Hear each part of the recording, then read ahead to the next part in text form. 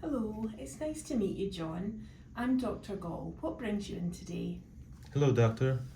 Lately I've been getting this tight, squeezing feeling in my chest when I walk up uphill or do some running. And it does go away when I rest, but it's just new to me. Okay, thank you for sharing that, John. The symptoms you describe, this chest discomfort that you get brought on by activity and relieved by rest, are actually classic for a condition called stable angina. We'll look at the model of the heart that we've got here. Let me Okay. explain what's happening. So, in a healthy heart, we have blood vessels that supply the heart muscle with oxygenated blood. And in the healthy heart, the coronary arteries are open and flexible. They supply enough oxygen-rich blood to the heart muscle, even during exercise. But in stable angina, these arteries have become narrowed by fatty deposits called atherosclerotic plaques, like this one.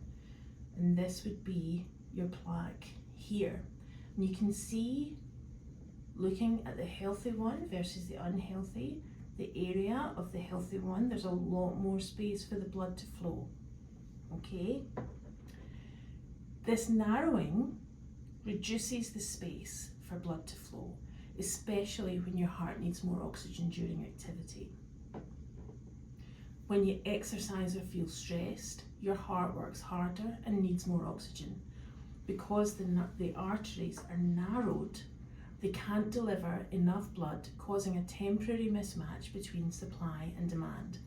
This leads to chest pain or the pressure that you feel. When you rest, your heart's demand drops and the pain goes away. Now, we're going to talk about the diagnostic tests that we need to run to make sure that this is the right diagnosis for you, and my colleague Janice here will take you through those. Hello, Janice. Hello, John. So, to confirm this diagnosis and check your heart's health, I would like to arrange a few tests with you. The first test that we will do is called blood work. This checks your cholesterol, blood sugar, and other markers of heart health. The second test is an ECG, electrocardiogram. This test would record your heart's electrical activity and can show signs of reduced blood flow.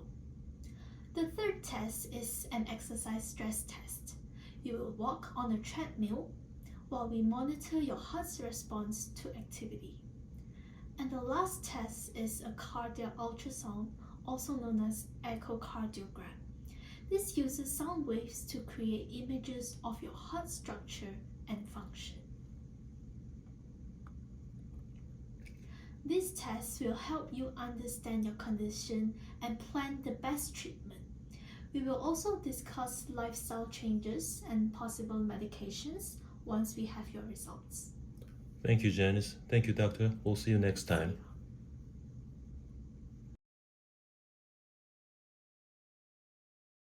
Welcome back, John. It's good to see you again. Please let me know if you have any questions or if anything's unclear as we talk. How have you been feeling since the last visit?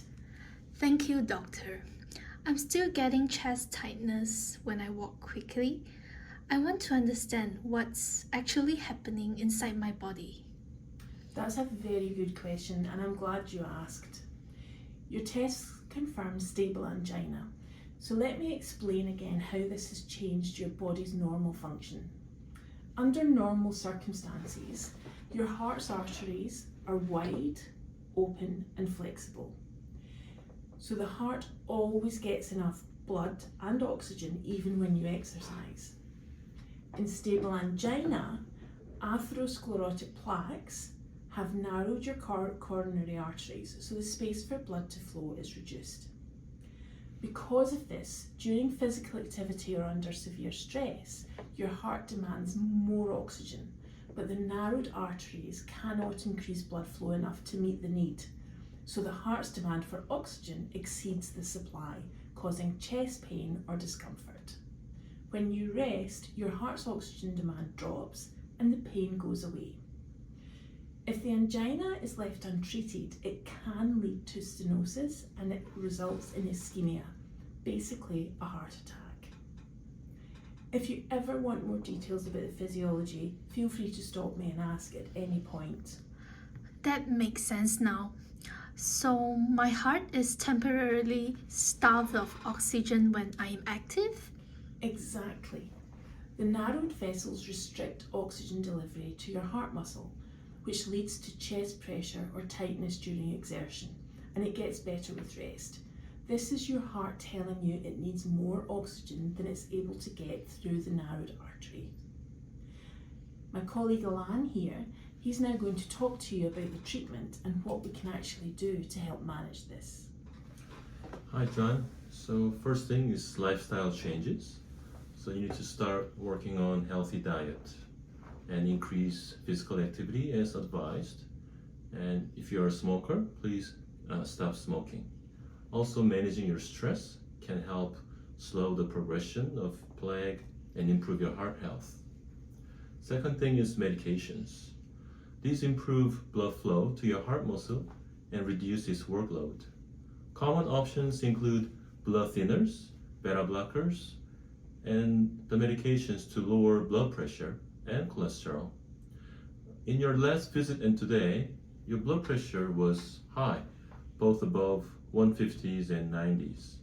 So you need to start blood pressure medication right away.